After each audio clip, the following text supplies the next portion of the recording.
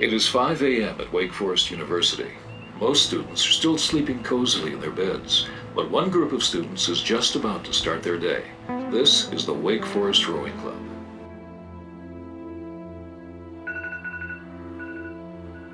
Founded in 1997 by Wake Forest University alumnus Dan McNair, the Wake Forest Rowing Club has had many victories in regattas across the Southeastern United States. These victories come in part from each member's hard work and dedication. This is Evan Potts. He is a junior and a member of the rowing team. Evan is a part of the varsity men's 8 boat. Every Sunday, the club secretary sends out the practice schedule to each member.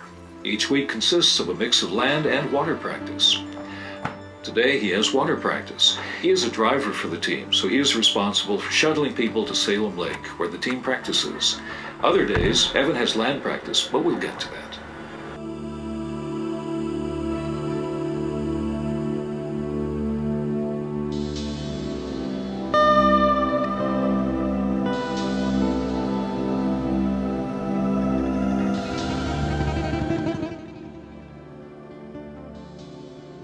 There are 3 main parts of a stroke: the catch, the drive, and the finish.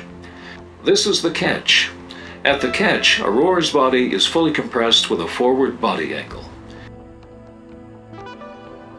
This is the drive. This is perhaps the most complex motion in the stroke. The rower extends their legs first, followed by leaning back and pulling in his arms. The majority of the force generated from the stroke comes from the legs. This is the finish. At the finish, the rower pushes their hands down in order to get the oar out of the water. Immediately after the finish, the rower is supposed to push their hands away, followed by leaning forward and compressing their legs.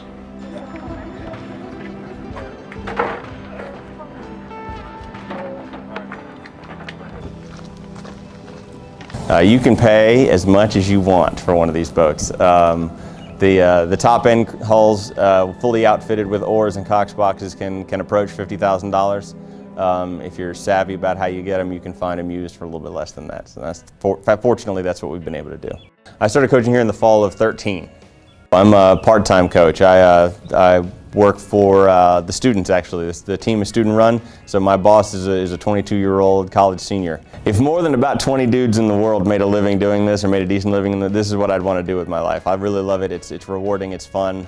I feel like I'm pretty good at it, so if money were no object, this is what I'd do. I really love doing it. Campus Rec is, they really want us to do well. They give us everything they can, everything that we need within their power. I think they do a really good job of supporting all the rec sports, but us in particular.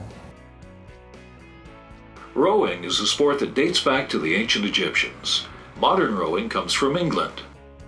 And you go fast. You go fast. You just got to do that for 230 strokes, all right? I've had a couple different jobs since I started coaching at Wake. When I started, I was an active duty Marine officer. I'm a captain in the Marine Corps Reserve now, so I still do my Marine Corps duties. I'm also a full-time grad student at Wake Forest in the MBA program. Think about getting your blade prepped. Think about getting your blade square on the 4th beat, not waiting until you get to the catch. I started rowing when I was 13 years old, rowed for 5 years before I graduated high school, and then rowed for 3 years competitively at Northeastern University in Boston. Gosh, I started coaching in the fall of 1998, and I've been coaching high school and/or college off and on ever since. I think I have a total of about 7 or 8 years. The Wake Forest Rowing Club has 4 8s, 2 4s, a pair, and a double. Just this year, under the command of Coach Cernelia, the team purchased 3 8s. These boats were christened earlier this year by Nathan O. Hatch, the university president, in a ceremony on Hearn Plaza. There are many different types of boats. There are pairs, doubles, 4s, quads, and 8s. With pairs, 4s, and 8s, there's a distinctive style of rowing called sweeping. Each rower has 1 oar and is either a port or a starboard, depending on which side of the boat the oar extends to. The other style of rowing is called sculling.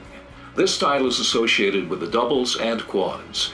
Sculling requires that each rower use 2 oars, 1 in each hand. A double is just as fast as a 4, but only requires 2 people. What is rowing to me? It's something that I fell into by accident when I was younger, and it's something that's just given me fun and meaning and challenge over the past, 22 years. Rowing to me is, well, at this point it's kind of integral to my college identity. I mean, it makes you part of a family. That's really shaped who I am. Every year that I've coached, and I'm very proud of this, I can point to one rower, one athlete that I coached whose life is fundamentally better beyond rowing, and I like to take a little bit of credit for that.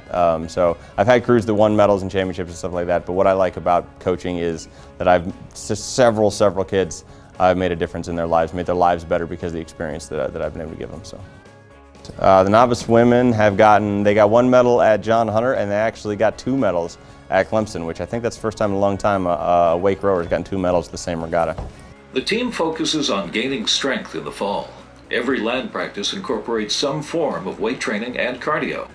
In the spring, the team focuses on flexibility and memorizing their race plan.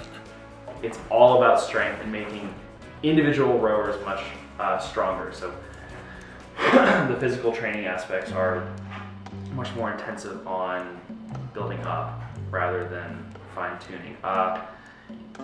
So every morning starts and ends with stretching in order to make sure that you don't hurt yourself, because it's really possible to. And then it's followed up by really long rowing pieces on the erg machine, and that's to build up cardiovascular endurance. And a lot of times it's mixed in with weightlifting, because rowing is a unique sport in that you really need to be good at long distance cardio and at the same time be strong as hell so you can do sprints and explosive motions. The spring, on the other hand, is all about speed and racing and building up boats together.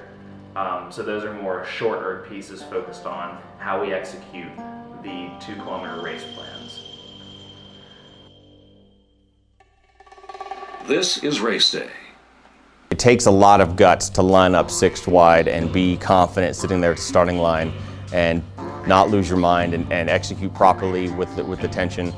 I think the fall is fun, but the rolling starts just take some of the immediacy out of the competition. I really like the lining up 6 across and racing. I'm optimistic. We got a couple of boats that are very competitive right now. I think both of our 8s actually are in a really strong position, and I'm very confident if they row their best race that they'll do well and they'll wind up in the big dance at the end at the very least.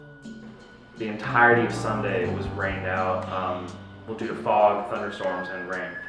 And it was just not okay. But the day before, we did pretty well. The novice women, they placed for semifinals and then B finals, which is it's good. I can't explain the whole process. The novice men unfortunately couldn't row. One of them was injured right before the race occurred, or right before the regatta. Varsity women did okay. I think they got into B or C finals. Varsity men, we did all right.